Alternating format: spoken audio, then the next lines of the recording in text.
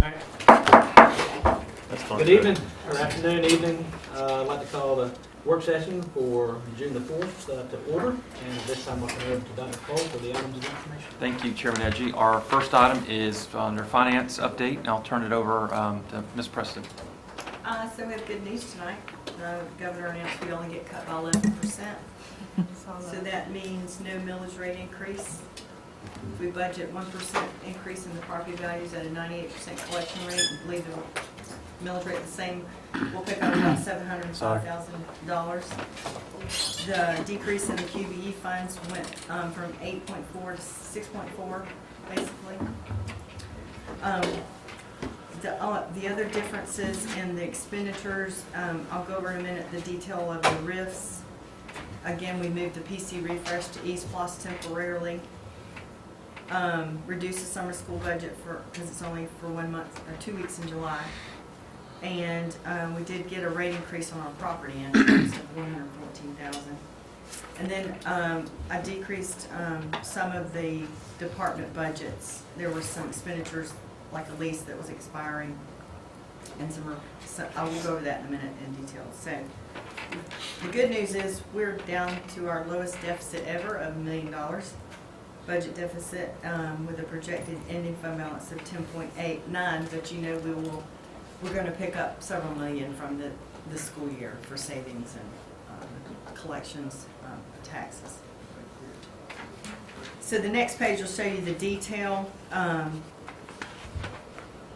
The main part is the rest of all of it's self-explanatory based on the first page, but the main part is the detail of the RIF positions. So as you know, we've had a decrease in our elementary school population, and we were able to RIF about 14 vacant positions. No one lost their job. With the average class sizes of K at 20, first grade at 20, second grade at 21, third grade at 21, fourth grade at 22, and fifth grade at 22. Secondly, their engineering position was vacant at the Career Academy, and there was not, the class sizes were really low in that in that area last year. So they told us that they could do just like the first one, the 2 blocks before lunch or the 2 blocks after. So just a halftime position to do engineering next year. For special ed, we were able to attrition 2 para positions. Last year, we added to the budget a temporary parapro to help with the Georgia virtual school because it was, you know, we moved everybody out of the science building into the old cafeteria, and they needed some help with a set of eyes on students doing Georgia virtual in the media center. So that now this year that'll be RIF because they're moving back into the science building. We are going to RIF the 2 halftime high school counselors that we hired for this year. They're vacant, well, one of them's 49%. And then we're going to redistribute the testing coordinator and the E2020 coordinator, 1 to each high school. So they'll actually gain another half a position at each high school. We have 2 vacancies in our technician department, and we're going to RIF those positions.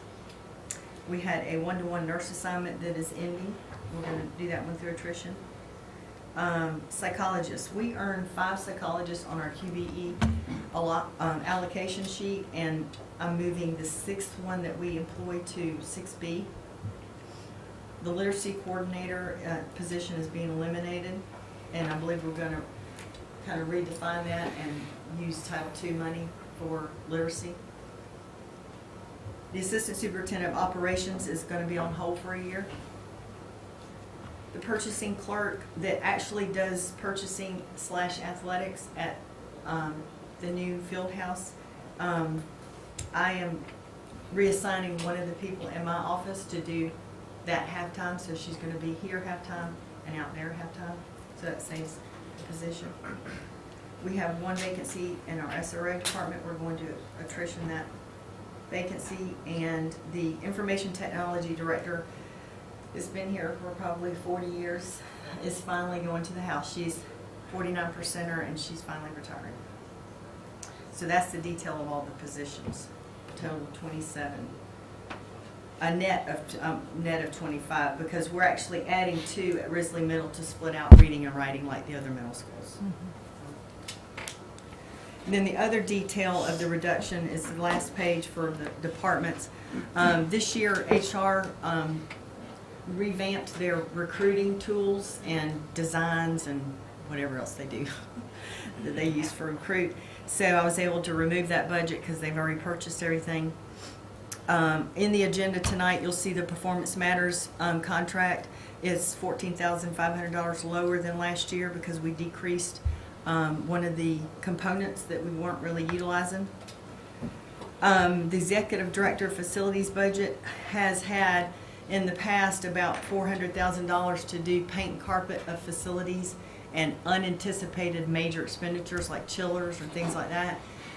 And we're going to take what's in the general fund out of the general fund and use East Plus money for any renovations, paint and carpet. And then at the district level, we had some network servers that were on lease that is expiring. So I was able to cut that out of the budget. So that's about $1.2 million.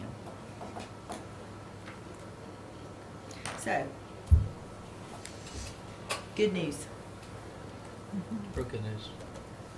And I do want to thank Andrea. This has been obviously it's still a draft, but this is changing seemingly weekly, and we keep adjusting with it. But it was some good news yesterday, and it's nice that we're able to kind of hold the line. I think we made a lot of tighten your belt. Dr. Spence has been of course been a part of this process as well, and so we're doing our part to come in with I think a good solid budget that still protects what's going on in the classroom. So we're happy about that. No millage rate, no furloughs. So all in all, I think as you can see, also there's step increases for our teachers as well. So those that earn that or will be eligible for that will get that as well. So I think all in all, it's a fair budget. Obviously, we're not voting on it anytime soon, but at least it's a good draft at this point. Hopefully there'll be no surprises when they come back into session, like with health insurance or anything like that. Because the governor has been known to use the health insurance reserves for other stuff, which increases our rates. Questions for Andrea on that?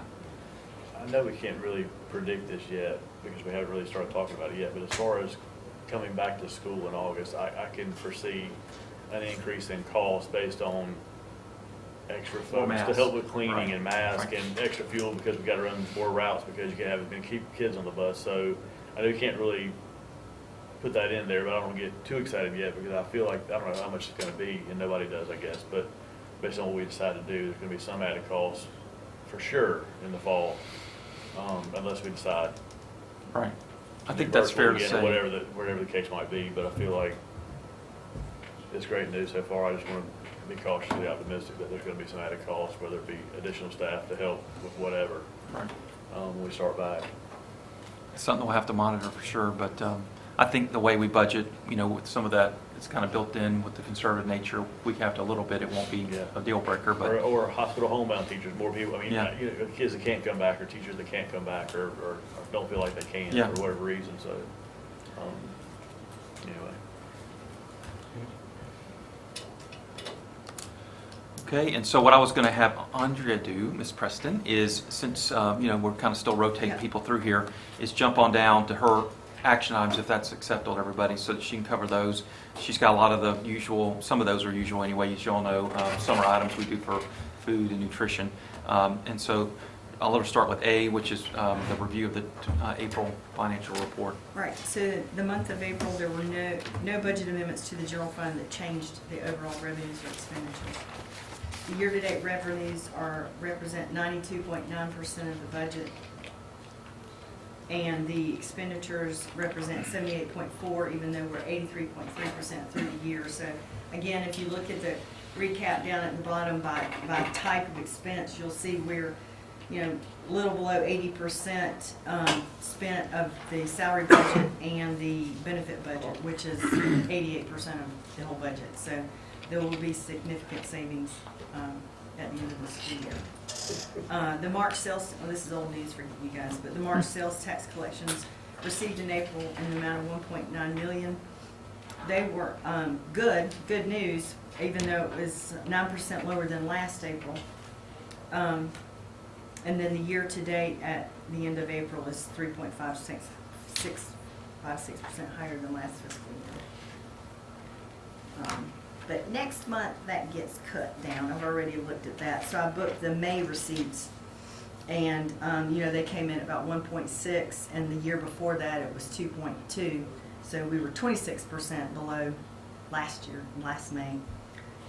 But overall, through May, we're 0.22% above the prior year collection. So that will probably go into a little bit of a negative, but we're still within our budgeted revenues on the East Wash cash flow. So we're in good shape right now with everything.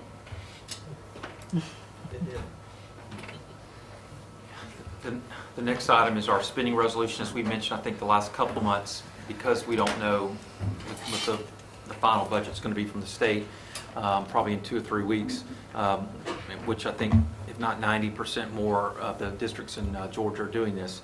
But we're going to have on for your consideration on Tuesday a spending resolution, which means we can't spend more than we did last year. It basically gives the authority to continue spending with all the cuts that we've talked about anyway. So we're already kind of maintaining that level of spending. But this is the resolution. I don't know if we wanted to read it out to you guys, but again, essentially this goes through the month of July and gives us the ability. We should have a final budget by then.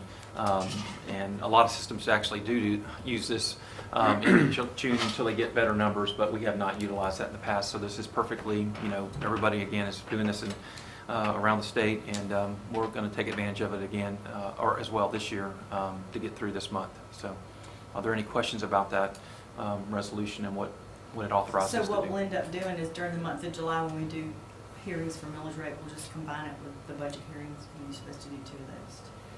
We'll just combine it. So in that regard, it'll be a good thing probably. So we'll have that for your consideration on Tuesday. So thank you. The next item we have is the digital literacy grant. I think you are aware that Goodyear was awarded a digital literacy grant because of their being on that promise list. And so, Andre, anything more you want to? Basically, it's just a formality to approve the grant amount of $98,191. They plan on buying Chromebooks. The money is for digital learning. So I know they're excited about that, and we'll definitely take advantage of that opportunity. The next one is a big one. Is the CARES Act, and as you know, I know the Congress of the United States passed the CARES Act. A portion of that is trickling down, or it's a good number, to the schools to use in a variety of ways. It's pretty open, and so Andrea, I'll let her talk about. Right, so that's the money on the budget that we just looked at that we're using in the general fund, the $3 million, and then the $455,000 is what I plan on using for the shortfall in food service this year. So on the list of things you can spend it on, we're going to basically, it says school meals, but it's just going to be a transfer. And continuity of core staff and services, and that's basically just going to be offsetting salaries and benefits for us to the tune of $3 million in the general fund. And again, it's one of those things they just want the board to rubber stamp. I don't know why. Accepting it's it. kind of stupid. I think there's sometimes a misperception that in Georgia and the United States that this CARES Act is covering all the shortfall that we're getting from all the budget stuff. It's not. It's a nice portion of that, certainly, but it's not even 50% of what we're losing in an 11% cut probably. So that's why you see a lot of the other things we're having to tighten our belt on, but it certainly is going to be helpful. The next item we have is our lunch prices. So I think Right. Ms. Nelson might come in, or Daniel. Daniel, sorry. I'll get it right one time. Come on in, Shelley. I want to say Shelley, but. So I know you probably remember us looking at this in the past, and the feds have a formula that you have to comply with on what you charge for school lunches for students and staff that buy your food. And Shelley did the calculation, and we can meet the federal guidelines by going up on the elementary school lunches from $1.50 to $1.75. And if you look on the chart, she did some homework, and we are still below all but one of them, which Clinch County does no cost. But we compare to in comparison, we're better off than where these other districts around us.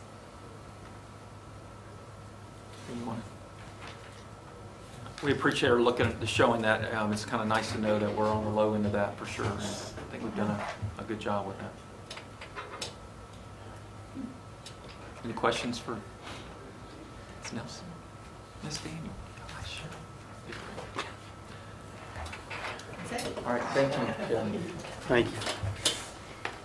All right, the next item we have is our bread product annual contract. Ms. Preston. And if you have any Come on in. questions, I'll call her back in. But last year, we bid out the bread products, and Bimbo Bakeries won it.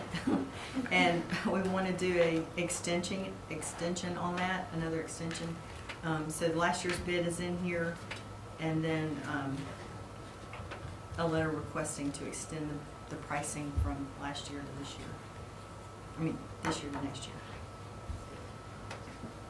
Any questions about this extension? All right, the next one is for pizza, which is all of our favorite usually. And there's only one bidder on that. iBrand Smart Mouth Pizza. I think we used them this year, right? We currently using them. That's just on the personal pan pizzas that we make at our middle school and high school. Then the last thing for Shelley is food, milk, and paper products. And the food was awarded to Williams Institutional Foods. The milk was Borden of South Carolina. The produce was Sunrise Produce Jacksonville. And the paper was split between Williams and Pineland to get the most cost effective.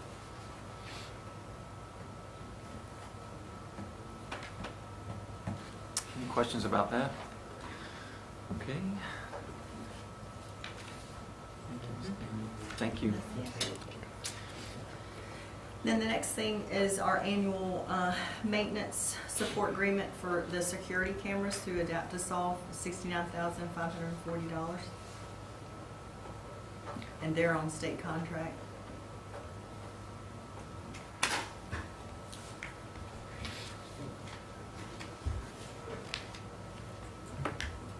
Questions about that one? Okay, the next J is Hunt Mifflin Harcourt. And that's actually Read 180 I mean, yeah. renewal for $50,000 for next year.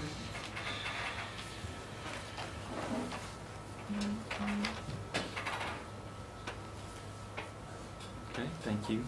The next one we have is for the GA Science Building Network switches. Yep, lowest bidder on that was Prince Technology out of Florida, $40,800 for the infrastructure at Science Building. Okay. And then her, Ms. Preston's last item is the Power School. That was, I think she was going to present that. Right, that's our testing Yep. assessment platform, as well as our classified employee evaluation platform. And the budget, that's where I was able to cut $14,400 from the budget next year because the cost went down. She eliminated one piece of it that we weren't really utilizing. So.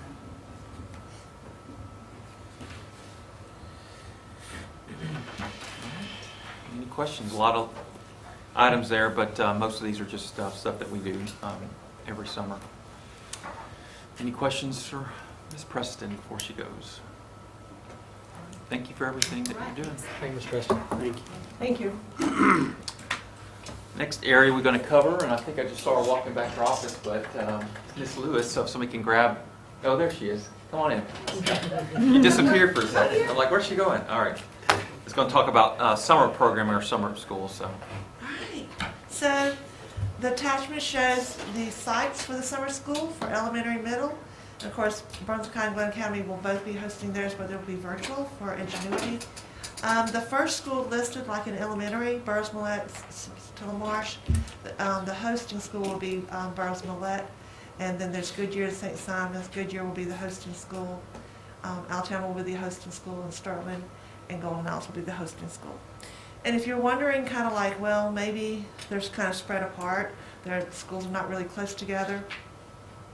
We went with, because we're limiting the number of students that will be attending summer school, we're looking at how many we generally run at each school, at each site for summer school. So at Burrs Millette, The intention may be that they would have more, considerably more than Satilla Marsh. St. Simons would have considerably less than Goodyear. So even though we say 100 students per site, that does not necessarily mean 50 students from each school. So it might be need 70 to 30, or it might be 80 to 20. So we paired them up according to the comparability. You see that we're running it for 2 weeks. This will be a great dry run to see what regular school looks like, because we are looking at face-to-face. Spreading children out. Right now, potential game plan is for students to eat breakfast and lunch in the classrooms. And that way, children are not moving masses together and congregating in one big area. But things are subject to change. I mean, we're looking at busing transportation. What exactly does that look like yet? We don't know. But we'll follow the rules as they come. So do we have counts from the schools? We're getting them now. Okay. Because I think June 12th is the deadline for them to get the names. Okay. We're inviting our students who have the previous scores that warrant some tutoring, as well as deficiency notices that were sent out prior to the schools being shut down. So deficiency notice, the first one went out in November, the second one went out in February. So we have those pieces of information to rely on. And of course, it's voluntary basis. I mean, we're inviting them to come, but we're strongly encouraging them. So could it be that you have vacancies at any of these sites? Possibly, we'll see. Would you be able to open that up for people that want to voluntarily participate? That is the plan. Okay. So try to fill all the Yes. spots. Okay, good. We'll see how it goes for 2 weeks. What's not on here is a grant that Glynn County Schools was awarded, and it's to do a jump start. I think you're familiar with the jump start we had at Goodyear previous years. We're going to have 2. One at Glendale and one at Rosemillette, and this will give opportunities for our students who've had no pre-K experience to have some type of kindergarten experience for 2 weeks. So we're very fortunate to have it at 2 sites. I really appreciate Dr. Whitehead working on that grant with us.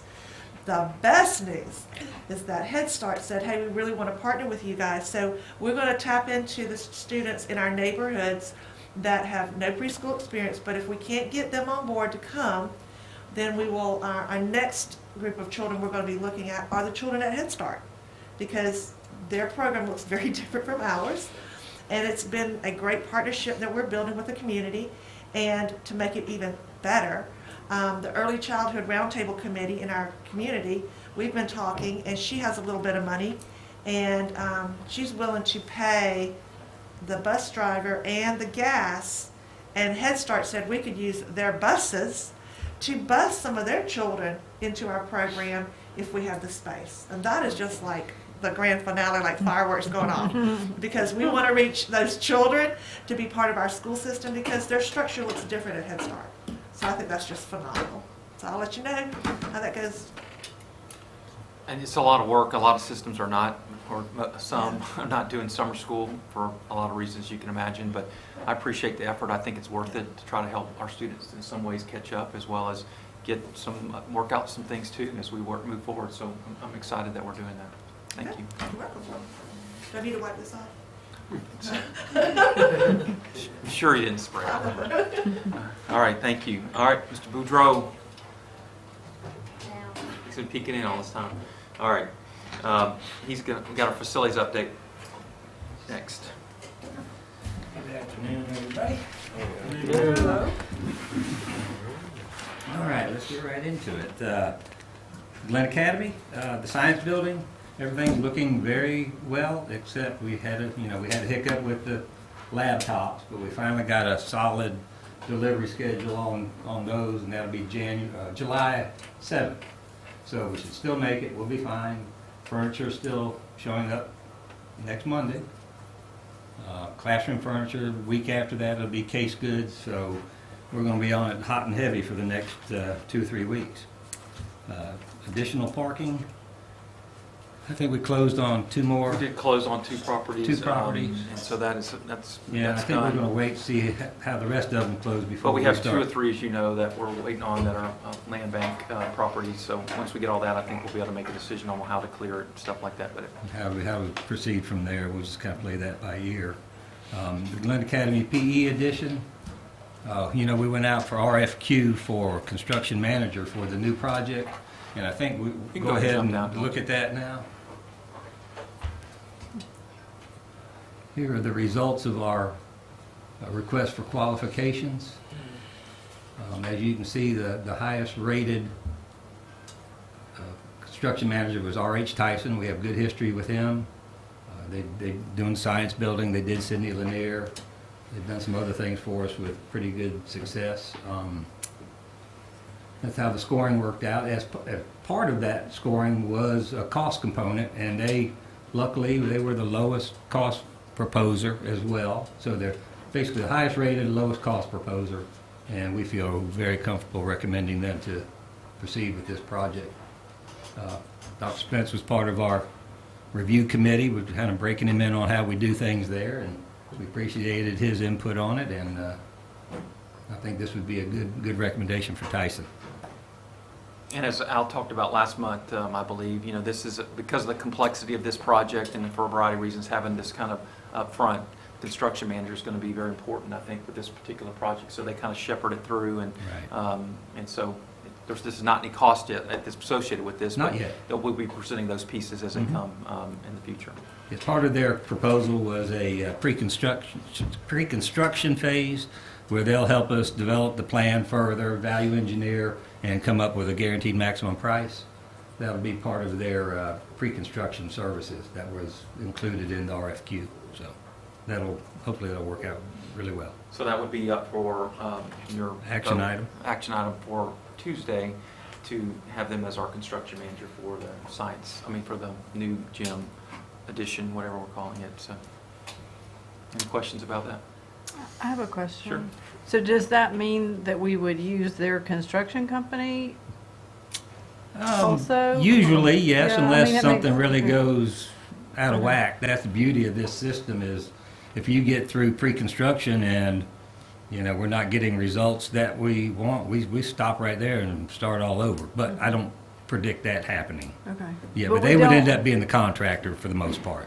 Okay, but we don't have a bid on a cost for the bid yet? No, they help us develop the guaranteed maximum price, Okay, which will be, the building's gonna be in 3 or 4 phases, and each phase, they'll be involved with to help us develop the cost for each phase, and then we turn that into a guaranteed maximum price, and that's what we go to contract with, basically, with them. or they paid a percentage of the contract price? Is that how the construction manager's paid? They proposed a fee structure. They actually told us what their fee would be to actually complete the whole project. Okay, So we know what that fee is going to be, and what happens now is they help us develop all the contractor divisions. So we'll be able to, Mr. Tootin and I, we'll be able to look and see all the competitive proposals for plumbing, electrical, all the way down the line, and then we can kind of piece together the whole project, and then their fee is based on what they proposed in the RFQ. okay, Al, if I could explain Yeah, it come on in. this way, we know what you're gonna pay them. What they're gonna do for you is get competitive proposals on heat and air conditioning, not just select a guy. So we're gonna advertise publicly for every subcontract package, and then we'll review them with the construction manager. So electrical, HVAC, plumbing, structural steel work, masonry work, all of it will be competitive for bid. So the advantage of this process, particularly in this project, is that the beginning work is water and sewer to get it out of the way, because it's in the footprint of the building. And then there's demolition work, and Al's got to relocate the trailers, and then you got to come in and demolish the existing building. And so there's 4 or 5 steps.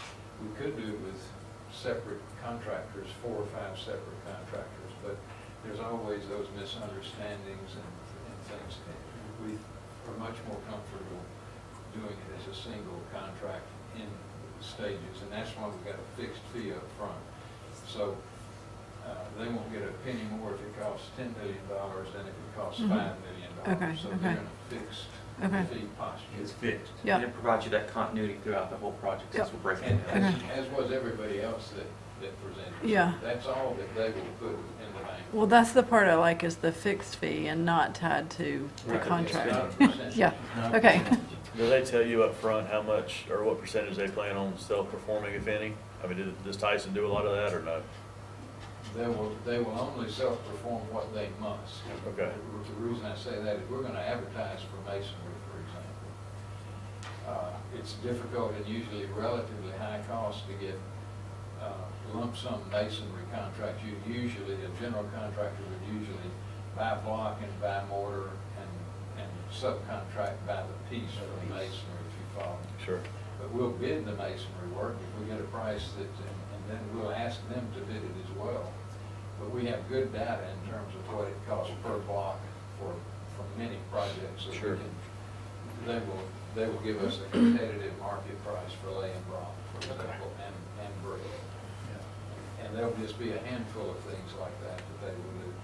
They'll probably do identification signs for rooms, which will be a few $1,000s, because you can hardly get somebody outside to bid on something that small. On the other hand, we'll advertise it for bids, and people will have an opportunity to bid every piece of it. Okay. Thank you. And this process would save us a tremendous amount of time over the next 6, 8, 12 months, just because we won't have to bring every one of those phases back in this format, and it just takes a lot of time to do that. So we have one person that'll coordinate the whole effort. Good questions. Anything else on the construction manager? When is the project supposed to break ground? Well, as part of, this one's tricky because as part of the construction, we have to remove the air conditioning system to the existing gym. So we've started with that date that Steve gave us of March or April. March or I April. can outline it. Well, go ahead. I haven't been thinking about much else lately. First, we published a schedule in the documents, and it's systematic, but we hope to have a guaranteed maximum construction cost based on their estimate and our estimate that we present in September. But the actual physical work on the site won't, the first portion of the physical work will be Al and his staff relocating portables off that site. Once that's done, and that the football season is over so that we're not interfering with practice fields, then work can begin. And that work would be relocation of water and sewer and site preparation. And they will haul in fill dirt and get water and sewer and ready for building the building, with the exception of the existing building that was built in the 60s, I think, that the air conditioner is sitting on top of, will remain until basketball season's over, and that's about the end of March. Once that happens, they will have all of the materials for phase 1 of the building on site: joists, block masonry, everything, heating and air conditioning units, so that they can very quickly take down the existing building and erect only that portion of the building that's going to house the new air conditioning. And that would be phase 1. And that's to be done by August the 1st, so that when school starts again, you've got a heated and cooled gymnasium again. So Then the it's rest tricky. of the building construction will continue. So- That'll be done about 1st of June. Help me out, 22, I guess, yeah. 22. So that's the schedule, and the reason for the schedule is to stay away from the ball fields during football and have the gym conditions through the basketball season. Do we anticipate still needing the portables? Like, I know you've got to remove them from where they are, but are we gonna have to relocate them on the campus? My We don't gut know. feeling is I probably want to keep every one of them, and I'll just take them back to Risley Annex, where they came from, and stack them up. We've got a place there for them. Okay, Not so sure we want to surplus and get rid of any just yet. okay. We But just need to- we're not thinking we need them for classrooms, I guess, at GA. No, we'll be in good shape. Okay. All the portables, everybody that was in portables last year is moving into the science building or close by, Yeah, so they will be empty. should be it, okay. Yeah, they'll be out. That was the plan. Okay. Thank you. All right, athletic field, Etta Miller, Lanier. Progress is going really well over there. They moved the bleachers yesterday. Most of the concrete work is complete.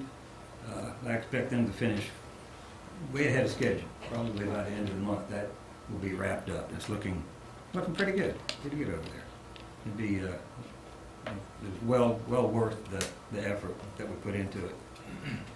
Altama Elementary, going along very well. They've set bar joist on, I think, 400 wing and the 600 wing, have some roof decking on 400, so that's coming along very well. They haven't been slowed down at all, so that continues to rock right along. Center for the Arts, I guess we'll know shortly what. We haven't heard anything from the college. I know we gave them the 15th. That was communicated with them, and we're still waiting. So that's where we're at. Yeah. East Block 4, again, we're in a kind of a holding pattern there until we decide what we want to do. But we're ready to go either way on that. So, and last but not least, Kevin's here. Give the good report, unless there are any other questions. I'm sorry. What's our backed into deadline for deciding on the East Block Road to move It's like forward? the end of July 31st or so, You gotta do the resolution in July if you're gonna have it. Okay. and it's being, Fennell knows. It's ready to go for July if Okay. you want it. All right, thank you. And that timing will work. Oh, well, one thing I forgot. Let me do that while I'm here. Oh, yeah, we got one more item. One more item, that'll be an action item. We're up for our new 5-year plan, long-range facility plan, and to kick that off, we have to send in a request letter to the Department of Ed, just a basic request for help with the plan. They will not assist us unless they receive this. So this is the first step in developing our new long-range facility plan. And that'll be an action item on Tuesday. So consider that. We'll get it started. Is there a fee involved with that? No. Okay. This is basically our Board of Ed, State Board of Ed consultant, facilities consultant, Leonard McCoy. He'll work with me to make sure we get everything filled out right and hit our timelines and. Yeah, okay. But yeah, it's just one of their rules. You have to ask for help. So. Thank you, Mr. Boudreaux. Kevin? Good evening, everybody. Everybody should have a packet in front. Thank you, Susan. Who's up there? As you can see, we are. You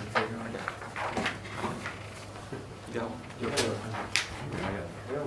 All right. I got you. All right. Here you go.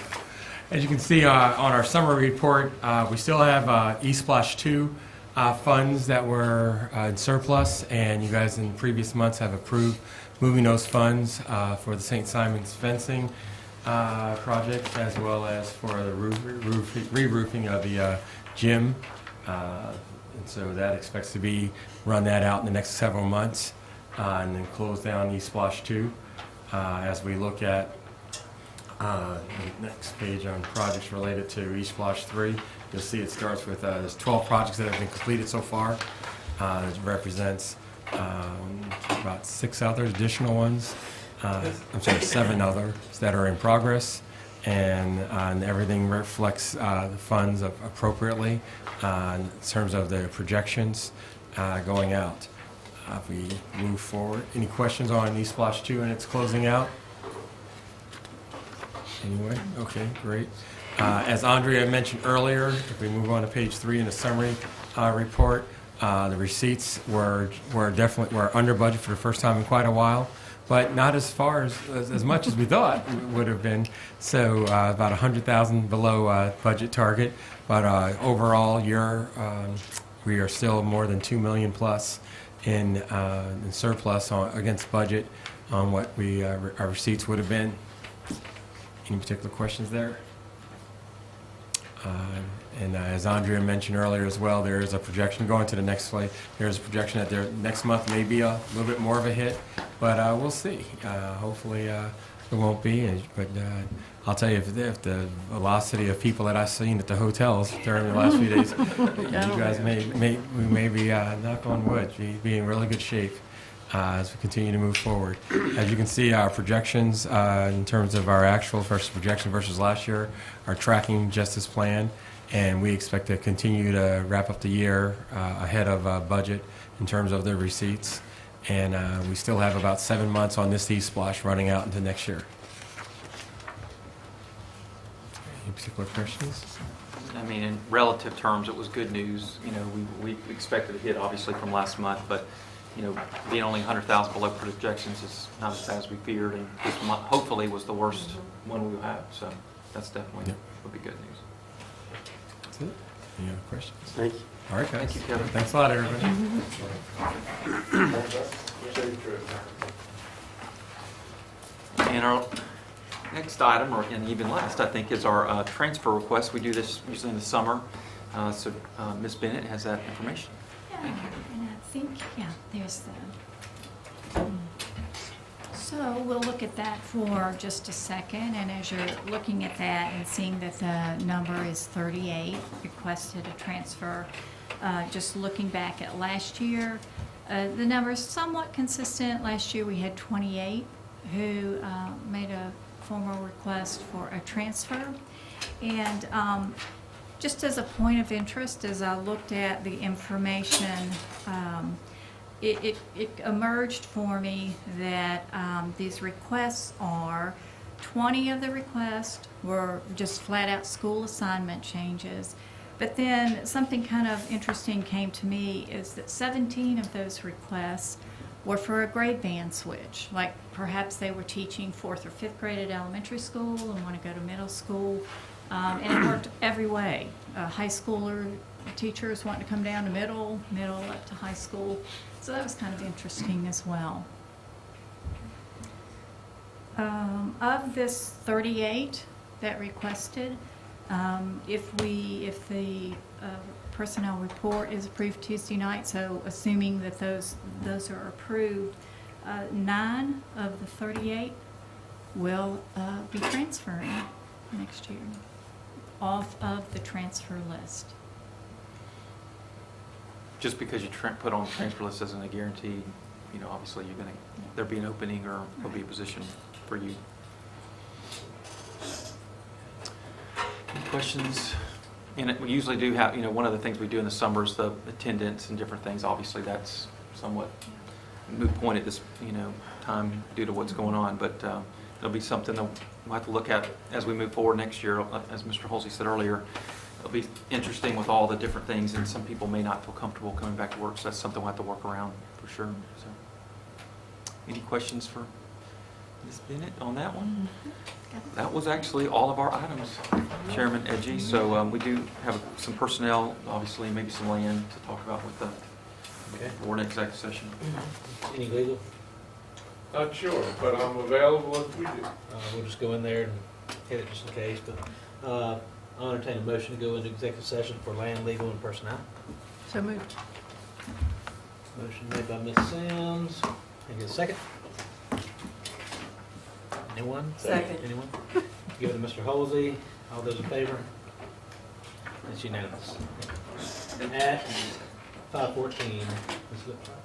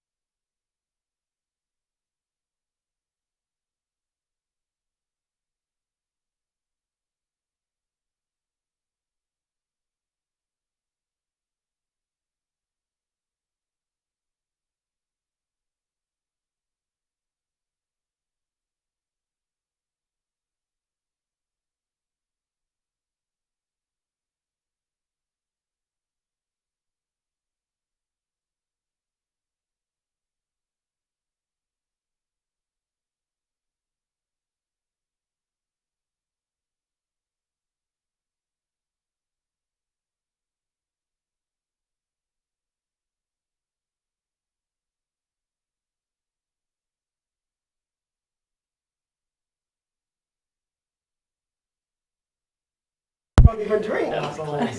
You can't be the one to tell us.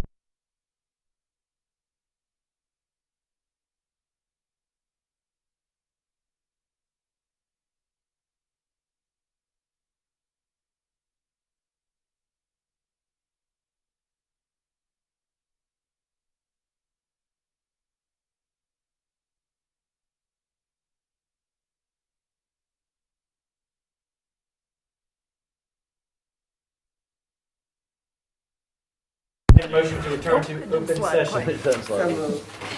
Moved by Mr. Bobbitt, and a second. I'll second. Ms. Samms, all those in favor? Aye. Unanimous at 5:34. Any other before we close this thing out? Did we All right. consult with legal counsel? We did not. There was nothing legal that we talked about. All right. I'll entertain a motion to adjourn. Ms. Bobbitt, can I get a second, please? Second. All right. I was Dr. wondering. Jurgen got the second. All those in favor? It's unanimous at 5:35.